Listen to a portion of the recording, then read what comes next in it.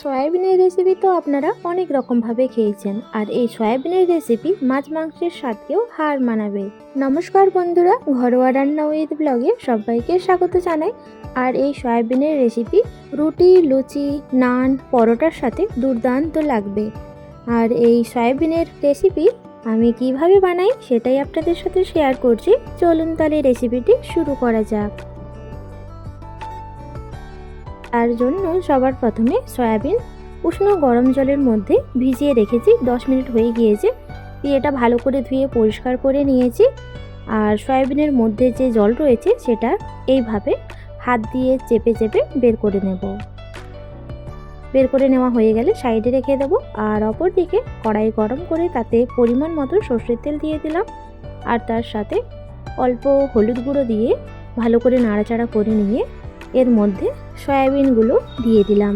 দিয়ে দেওয়ার পর মিডিয়াম ফ্লেমে নাড়াচাড়া করতে থাকবো।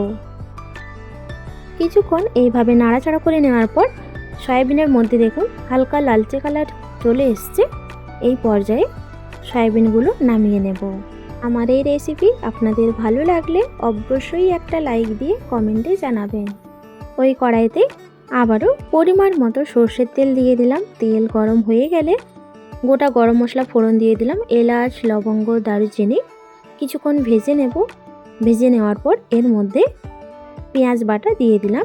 3টে পেঁয়াজ একসাথে বেটেছি, সেটাই এখানে দিয়ে দেওয়ার পর কিছুক্ষণ নাড়াচাড়া করে নেব যতক্ষণ না পর্যন্ত পেঁয়াজের মধ্যে হালকা লাল কালার আসছে। কিছুক্ষণ নাড়াচাড়া করে নেওয়ার পর এর মধ্যে 1 চামচ আদা রসুন বাটা দিয়ে দিলাম।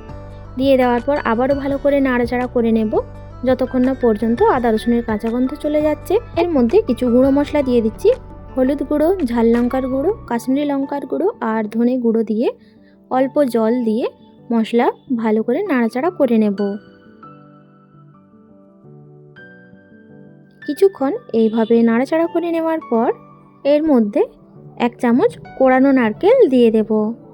দিয়ে দেওয়ার পর মশলার সাথে ভালো করে নাড়াচাড়া করে নেব। নাড়াচাড়া করে নেওয়ার পর অল্প জল দিয়ে মশলা ভালো করে কষিয়ে নিতে হবে। এই পর্যায়ে স্বাদ অনুযায়ী লবণ দিয়ে দিচ্ছি। লবণ দিয়ে আবারও ভালো করে নাড়াচাড়া করে নেব।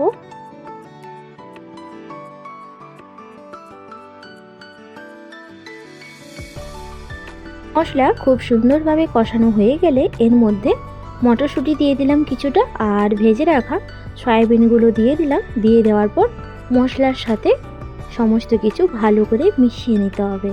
সয়াবিনের রেসিপি তো আপনারা অনেক রকমভাবে খেয়েছেন, একবার আমার মতো করে এইভাবে সয়াবিনের মালাইকারি বানিয়ে দেখবেন, অসাধারণ লাগবে।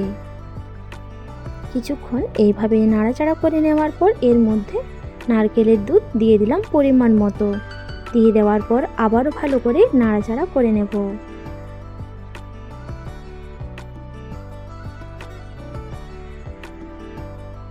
ভালো করে মিশিয়ে নেওয়ার পর এটা ঢাকা দিয়ে রাখবো 5 থেকে 6 মিনিটের জন্য মিডিয়াম ফ্লেমে।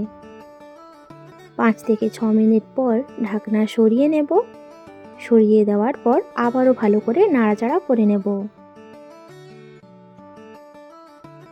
নাড়াচাড়া করে নেওয়ার পর এর মধ্যে শাহি গরম মশলা দিয়ে দেব। দিয়ে দেওয়ার পর আবারও ভালো করে মিশিয়ে নেব। মিশিয়ে নেওয়ার পর এর মধ্যে 1 চামচ ঘি দিয়ে দিলাম। দিয়ে দেওয়ার পর আবারও ভালো করে মিশিয়ে নেব। 2 মিনিট এইভাবে মিশিয়ে নেওয়ার পর গ্যাসের ফ্লেম অফ করে দেব। সয়াবিনের মালাইকারি পরিবেশনের জন্য একদম রেডি। পছন্দসই খাবার দিয়ে পরিবেশন করুন, অসাধারণ লাগবে। রেসিপিটি ভালো লাগলে অবশ্যই একটা লাইক দিয়ে কমেন্টে জানাবেন।